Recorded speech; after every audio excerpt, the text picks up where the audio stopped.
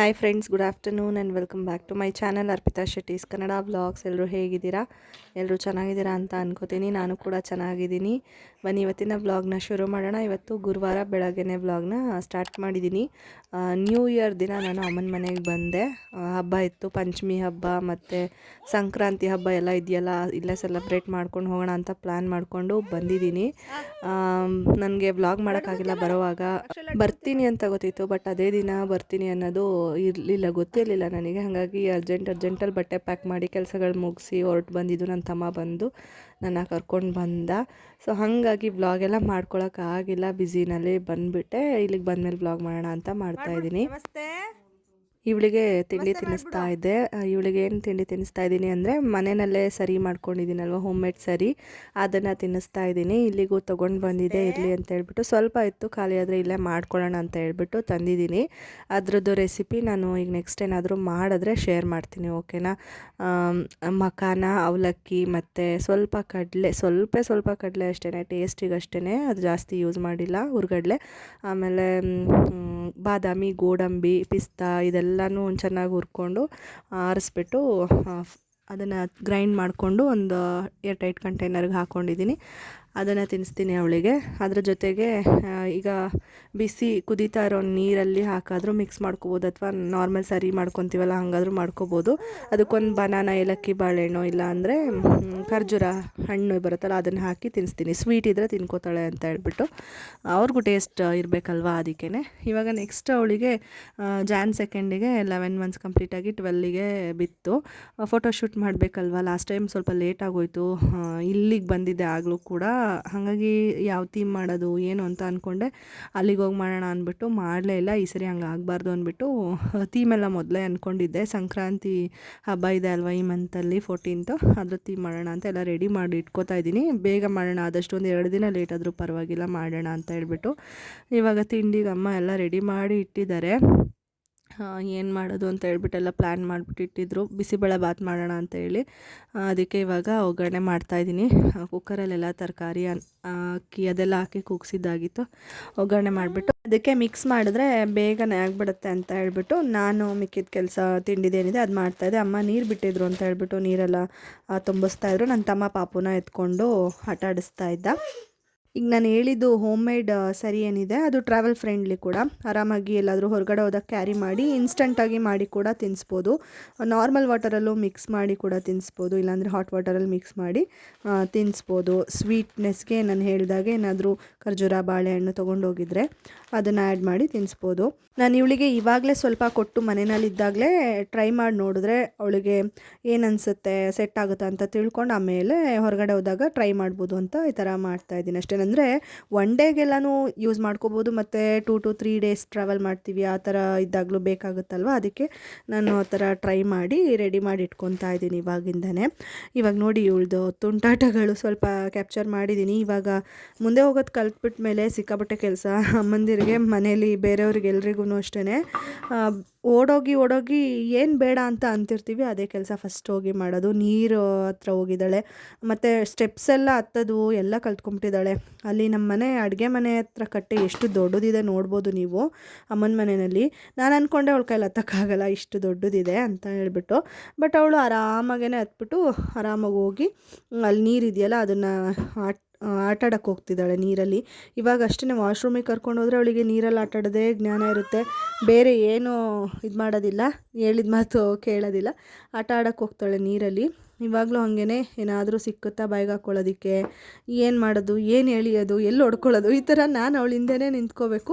ನೋಡಿ ಅದು ಹೊಡೆದ್ಬಿಡುತ್ತೆ ಅಂತ ಹೇಳ್ಬಿಟ್ಟು ಅವಳೇ ಫಸ್ಟೇ ಅದಕ್ಕೆ ಹೊಡಿತಿದ್ದಾಳೆ, ಅರ್ಥ ಮಾಡ್ತಿದ್ದಾಳೆ ಏಟಾಗ್ಬಿಡುತ್ತೆ ಅಂತ ಹೇಳ್ಬಿಟ್ಟು. ಇಲ್ಲಿ ಸ್ವಲ್ಪ ನನಗೆ ಕಷ್ಟನೇ ಅಮ್ಮನ ಮನೆಯಲ್ಲಿ, ಯಾಕೆಂದರೆ ಈ ಸೋಫಾಗಳೆಲ್ಲ ಸ್ವಲ್ಪ ಶಾರ್ಪ್ ಆಗಿದೆ, ಮತ್ತು ಜಾಸ್ತಿ ಸ್ಟೆಪ್ಸು ಅಡುಗೆ ಮನೆಗೆ ಮತ್ತು ಬಚ್ಚಲು ಮನೆಗೆ ಹೊಟ್ಟೋಗ್ತಾಳೆ, ರೂಮ್ಗಳಿಗೆಲ್ಲ ಹೋಗ್ತಾ ಇರ್ತಾಳೆ. ಜಾಸ್ತಿ ದೊಡ್ಡದು ಇರೋದ್ರಿಂದ ಮನೆ ಜಾಸ್ತಿ ಎಲ್ಲ ಕಡೆ ಓಡಾಡೋದು, ಏನಾದರೂ ಹೊಡ್ಕೊತಾಳೇನೋ ಅನ್ನೋದು ಜಾಸ್ತಿ ಭಯ. ನಮ್ಮ ಮನೆಯಲ್ಲಿ ಸ್ವಲ್ಪ ಕಂಪೇರಿಟಿವ್ಲಿ ಕಡಿಮೆ. ಏನು ಮಾಡ್ತೀನಿ ಅಂದರೆ, ನೀವು ನೋಡಿರ್ತೀರ ರೂಮು ಮತ್ತು ಎಂಟ್ರೆನ್ಸ್ ಡೋರ್ದೆಲ್ಲ ಲಾಕ್ ಹಾಕ್ಬಿಟ್ಟು, ವಾಶ್ರೂಮ್ದು ಲಾಕ್ ಹಾಕ್ಬಿಟ್ರೆ ಅವಳಿಗೆ ಎಲ್ಲೂ ಹೋಗೋಕ್ಕಾಗಲ್ಲ. ಮತ್ತು ವಾರ್ಡ್ರೋಬು ಒಂದೇ ಒಂದು ತೆಗಿಬೋದು ಅಷ್ಟೇ, ಸಿಂಕ್ ಕೆಳಗೆ ಇರೋದು, ಅದಾದಮೇಲೆ ಬೇರೆದು ಯಾವುದೂ ತೆಗೆದು ಆಟಾಡೋಕ್ಕಾಗಲ್ಲ.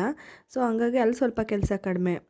ಇಲ್ಲಿ ಒಂಚೂರು ಜಾಸ್ತಿ. ನೋಡಿ ಇಲ್ಲಿ ಎಷ್ಟು ನೀಟಾಗಿ ಹತ್ತಿದ್ಲು. ಅಲ್ಲೇನಂದರೆ ಮೇನ್ ಡೋರ್ ಓಪನ್ ಮಾಡಿದ್ರೆ ಸೀದಾ ಹೋಗ್ಬಿಟ್ಟು ಸ್ಟೆಪ್ಸ್ ಇದೆಯಲ್ಲ ಅದೆಲ್ಲ ನೀಟಾಗಿ ಹತ್ತತ್ತು ಕಲ್ತ್ಕೊಂಡ್ಬಿಟ್ಟಿದ್ದಾಳೆ, ಹತ್ತುತ್ತಾಳೆ. ಈಗ ನಿಂತ್ಕೊಳ್ಳೋಕ್ಕೂ ಟ್ರೈ ಮಾಡ್ತಾಳೆ. ಮತ್ತೇನಾದ್ರು ಸುಮ್ಮನೆ ನಿಲ್ಲಿಸಿದ್ರೆ ಸೋಫಾದಲ್ಲಿ ನಿಂತ್ಕೋತಾಳೆ ಆಯಿತಾ.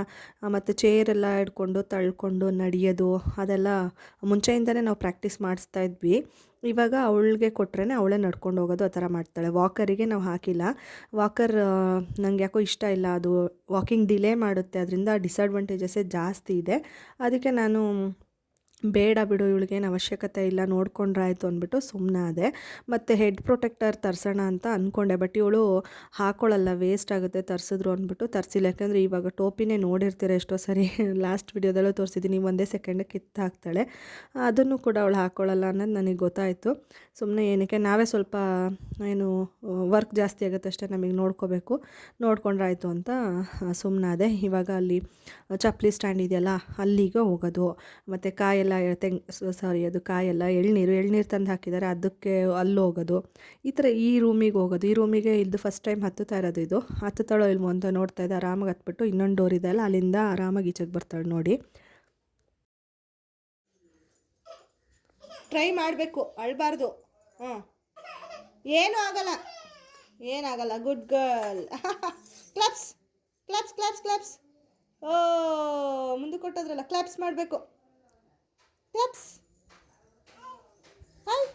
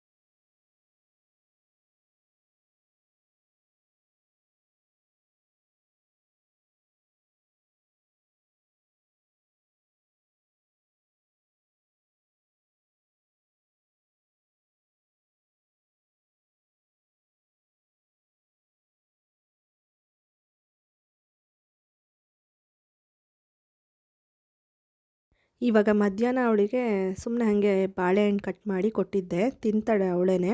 ಪೀಸ್ ಮಾಡಿಕೊಟ್ರೆ ತಿಂತಾ ಇದ್ದಲ್ಲ, ಮೂತಿ ಮೇಲೆಲ್ಲ ಅಂಟಿಸ್ಕೊಂಡು ಅದನ್ನು ಇಟ್ಕೊಳಕ್ಕೆ ಹೋಗೋದು ಆ ಥರ ಎಲ್ಲ ಮಾಡ್ತಾಯಿದ್ಲು. ಅದಕ್ಕೆ ಸುಮ್ಮನೆ ಹಾಗೆ ವಿಡಿಯೋ ಮಾಡ್ತಾಯಿದ್ದೆ. ಮತ್ತು ಅವಳಿಗೆ ಇವಾಗ ಲಂಚಿಗೆ ಪನ್ನೀರ್ ರೈಸ್ ಥರ ಮಾಡ್ಕೊಡೋಣ ಅಂದ್ಬಿಟ್ಟು ಪನ್ನೀರ್ ಮನೆಯಲ್ಲೇ ಹೋಮ್ ಮೇಡ್ ಅದು ಮಾಡ್ತಾಯಿದ್ದೆ. ಮತ್ತು ಇದೊಂದು ವೀಡಿಯೋ ಆ್ಯಡ್ ಮಾಡಿದ್ದೀನಿ, ಇದು ಹಳೆಯ ವೀಡಿಯೋ ಆ್ಯಕ್ಚುಲಿ. ಅವಳು ಫಸ್ಟ್ ಟೈಮ್ ಈ ಥರ ಎದ್ದು ಅವಳೇ ಕುತ್ಕೊಂಡಿದ್ದನ್ನ ವಿಡಿಯೋ ಮಾಡ್ಕೊಂಡಿದ್ದೆ. ಅದ್ರದ್ದು ಡೇಟ್ ಮೆನ್ಷನ್ ಮಾಡಿರ್ತೀನಿ ವೀಡಿಯೋದಲ್ಲೇ ನೋಡಿ. ಮತ್ತು ಈ ಥರ ನಿಂತ್ಕೋತಾಳೆ ಅವಳು, ಸಪೋರ್ಟ್ ಹಿಂದೆಗಡೆ ಇದ್ದರೆ ಈ ಥರ ಸ್ವಲ್ಪ ಜಾಸ್ತಿ ಹೊತ್ತು ನಿಂತ್ಕೋತಾಳೆ. ಮತ್ತು ಹಿಡ್ಕೊಂಡು ಅವಳಾಗವಳೆ ಎದ್ದು ನಿಂತ್ಕೋತಾಳೆ. ಅದಕ್ಕೆ ಅದನ್ನು ಶೇರ್ ಮಾಡಿಕೊಂಡೆ, ಹಳೆ ವೀಡಿಯೋಸ್ ಅದೆರಡು. ಇದು ಇವತ್ತಿಂದು ವ್ಲಾಗು. ಕಣ್ಣೋಡಿ ಇಲ್ಲಿ, ನೀನೇ ಅದು ಕಣ್ಣೋಡ್ಬಿಡು, ಕಣ್ಣೋಡ್ಬಿಡು ಬೇಗ, ಕಣ್ಣೋಡ್ಬಿಡಪ್ಪ.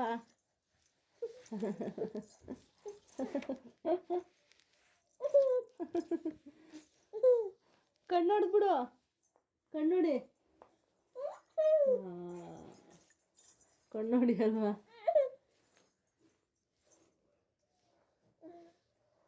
ಎಲ್ಲ ಏನಾರ ಬೇಗ ಹಾಕೊಂಡಿದ್ಯಾ? ಏನೂ ಇಲ್ಲ. ಕಣ್ಣೋಡಿಯವ ಇಲ್ಲಿ ಚಿನ್ನಿ, ಕಣ್ಣೋಡಿಯವ.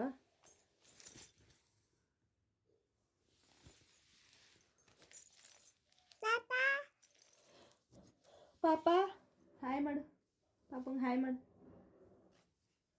ನಮಸ್ತೆ ಮಾಡು. ಬಟರ್ಫ್ಲೈ ಬಟರ್ಫ್ಲೈ ಮಾಡಪ್ಪ, butterfly butterfly butterfly butterfly, where are you going? ನಮಸ್ತೆ, ನಮಸ್ತೆ ಮಾಡು, ನಮಸ್ತೆ ಮಾಡು. ನೋಡಿ ಸೊಳ್ಳೆಗಳು.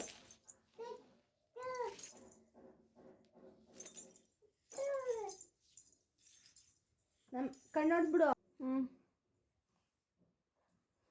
ಕಣ್ಣೋಡ್ಬಿಡು, ಕಣ್ಣೋಡೆ ಇಲ್ಲಿ ಆಯ್ತು ನೀ ಕಣ್ಣೋಡೆ. ಹೊಡಿ ಕಣ್ಣು, ಹೊಡಿ ಕಣ್ಣು, ಮುತ್ತ ಕೊಟ್ಬಿಡಪ್ಪ, ಮುತ್ತನದು. ಓಹೋ, ನಮಸ್ತೆ, ನಮಸ್ತೆ ಮಾಡು.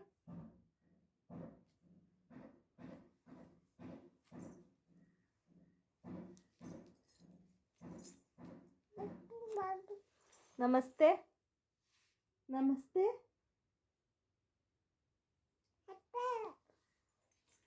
ನಮಸ್ತೆ, ನಮಸ್ತೆ, ನಮಸ್ತೆ ಮಾಡಬೇಕು. ನಮಸ್ತೆ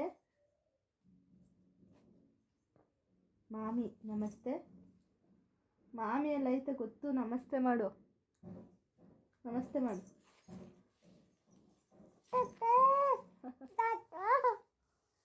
ಫೈನಲಿ ಮಲ್ಕೊಂಡ್ಳು. ಇವತ್ತು ಬೆಳಗ್ಗೆನೇ ಮಲ್ಕೋಬೇಕಿತ್ತು, ಒಂದು ಸ್ವಲ್ಪ ಹೊತ್ತು ಮಲ್ಕೊಂಡಿರಲಿಲ್ಲ. ಯಾಕೋ ಅವಳಿಗೆ ಏನು ಅನಿಸುತ್ತೋ ಒಂದೊಂದು ಸರಿ ಮಲ್ಕೊಳ್ಳಲ್ಲ. ಫೈನಲಿ ಮಲ್ಕೊಂಡ್ಳು ಇವಾಗ. ಅದಕ್ಕೆ ಹೇಗೂ ಮಲ್ಕೊಂಡಿದ್ದಾಳಲ್ಲ ಅಂದ್ಬಿಟ್ಟು ಉಗುರು ಕಟ್ ಮಾಡ್ತಾಯಿದ್ದೀನಿ. ಕಾಲಲ್ಲೇನು ಅಷ್ಟು ಬೇಗ ಬೆಳೆಯೋದಿಲ್ಲ, ಕೈಯಲ್ಲಿ ಬೇಗ ಬೆಳೆದ್ಬಿಡುತ್ತೆ. ನನಗೇನೆ ಚೆನ್ನಾಗಿ ಗಿಂಟ್ತಾಳೆ, ಅದಕ್ಕೇ ಎಲ್ರಿಗೂ ಬೇರೆಯವ್ರಿಗೂ ಗಿಂಟ್ತಾಳೆ ಜಾಸ್ತಿ ನನಗೆ. ಅದಕ್ಕೆ ಕಟ್ ಮಾಡ್ತಾಯಿದ್ದೀನಿ. ಎದ್ದಿದ್ದಾಗಂತೂ ಸಿಕ್ಕಾಪಟ್ಟೆ ಕಷ್ಟ ನೇಲ್ಸ್ ಕಟ್ ಮಾಡೋದು ಇತ್ತೀಚೆಗೆ. ಅದಕ್ಕೆ ಇವಾಗ ಮಲಗಿದಾಗಲೇ ಕಟ್ ಮಾಡಿಬಿಡೋದು. ಇವಾಗ ನೆಕ್ಸ್ಟ್ ಡೇ ವ್ಲಾಗ್ನ ಕಂಟಿನ್ಯೂ ಮಾಡಿದೆ. ಅದಾದಮೇಲೆ ವ್ಲಾಗೇ ಮಾಡಿರಲಿಲ್ಲ.